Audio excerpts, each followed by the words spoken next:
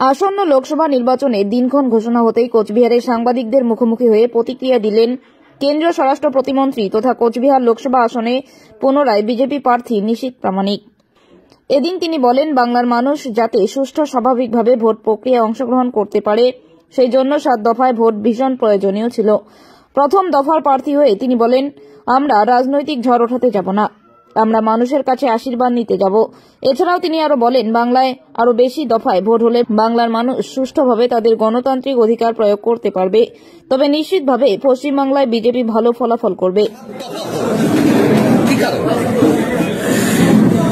প্রথমত বলবো, মানুষ যাতে প্রত্যেকে নিজেদের গণতান্ত্রিক অধিকার কারণ যাতে তাদের সুবিধা হয়, প্রসেস ছাড়া থাকবে এক লোকসভা কেন্দ্র থেকে আর একটা লোকসভা কেন্দ্রে নিশ্চিতভাবে সেটার একটা সময়ের দরকার।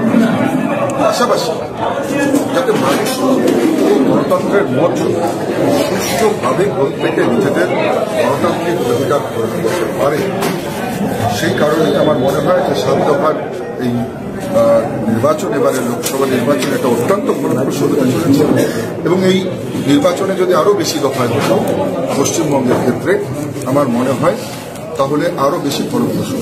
উত্তরপ্রদেশ আপনাদের শক্তি বেশি, উত্তরপ্রদেশেও 7 দফা ভোট, সেক্ষেত্রে পশ্চিমবঙ্গেও 7 দফা ভোট, কি মনে করছেন এবার কি ফল আরো বেশি ভালো হবে? দেখুন, আমি নিশ্চিত, আমি আপনাকে পরিষ্কার বলছি যে দফায় ভোট হচ্ছে সেটা নির্ভর করছে সম্পূর্ণ নির্বাচন কমিশন, যারা ইলেকশন কমিশনের উপর যারা এটা ঠিক করে।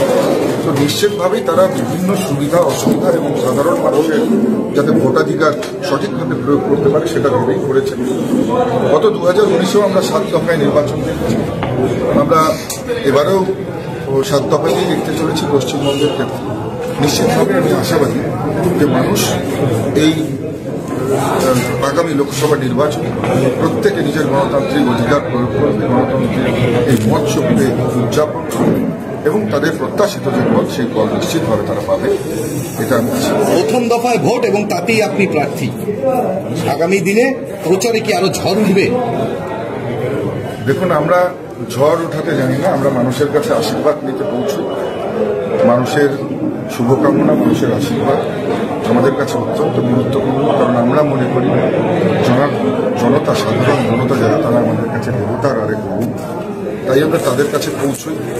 আমরা যত বেশি মানুষের কাছে পৌঁছতে পারি তত বেশি নিজেদেরকে সৌভাগ্যবান মনে করি। তাই চেষ্টা করছি বেশি বেশি করে কি করে মানুষের কাছে পৌঁছানো যায়, মানুষের আশীর্বাদ।